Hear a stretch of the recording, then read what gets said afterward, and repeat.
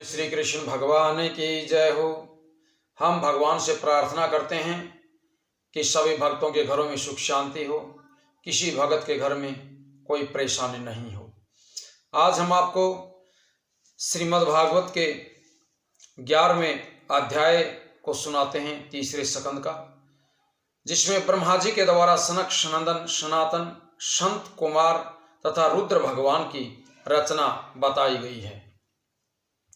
मैत्रेय जी बोले कि हे विदुर जी, जब ब्रह्मा जी को देवताओं तथा मनुष्यों को प्रकट करने पर भी शांति नहीं हुई, तब उन्होंने संसार का विस्तार बढ़ाने के लिए सनक सनंदन सनातन संत कुमार जी को, श्री नारायण जी के जो अवतार हैं, उनकी रचना की।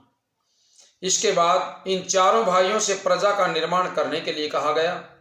ब्रह्मा जी की आज्ञा सुनकर के इन चारों भाइयों के हृदय में ये ज्ञान प्रकट हुआ कि जो माता पिता भाई आदि श्री नारायण का भजन करने में बाधक हैं, उनको अपना हितैषी नहीं जानना चाहिए। इसलिए हम लोग प्रजा की रचना नहीं करेंगे। ये विचार करके उन्होंने ब्रह्मा जी से कहा कि हे पितामह, हम आपसे ये वरदान मांगते हैं कि हम हमेशा 5 वर्ष के ही बने रहें।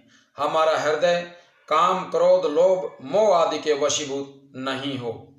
हम कभी इंद्रिय सुखों की इच्छा न करें। हमें कभी भी युवावस्था और वृद्धावस्था नहीं व्यापे। यदि हम लोग हमेशा 5 वर्ष की अवस्था के ही बने रहेंगे तो हमारी इंद्रियां विषय भोग तथा सांसारिक माया मोह की तरफ आकर्षित नहीं होगा। हम लोग श्री हरि का भजन और ध्यान करना चाहते हैं, इसलिए आप हमको संसार के जीवों की रचना करने की आज्ञा न दीजिए, क्योंकि अगर हम जीवों की रचना में लग गए तो भगवान श्री हरि का भजन नहीं कर सकेंगे। उन चारों भाइयों के ऐसे वचन सुनकर के ब्रह्मा जी ने उन्हें वरदान दिया कि तुम लोगों की आयु सदा 5 वर्ष की ही बनी रहेगी और समस्त इंद्रियां तुम्हारे वश में रहेंगी, परंतु तुमने जो मेरी आज्ञा को टाल करके प्रजा की रचना करना अस्वीकार कर दिया, वह बड़ा ही अनुचित किया है। इतना कहकर के ब्रह्मा जी के हृदय में अपने पुत्रों के द्वारा आज्ञा उल्लंघन करने के कारण क्रोध प्रकट हुआ। उसी समय उनकी दोनों बाहों के बीच से एक श्याम तथा एक रक्त वर्ण के पुरुष की उत्पत्ति हुई।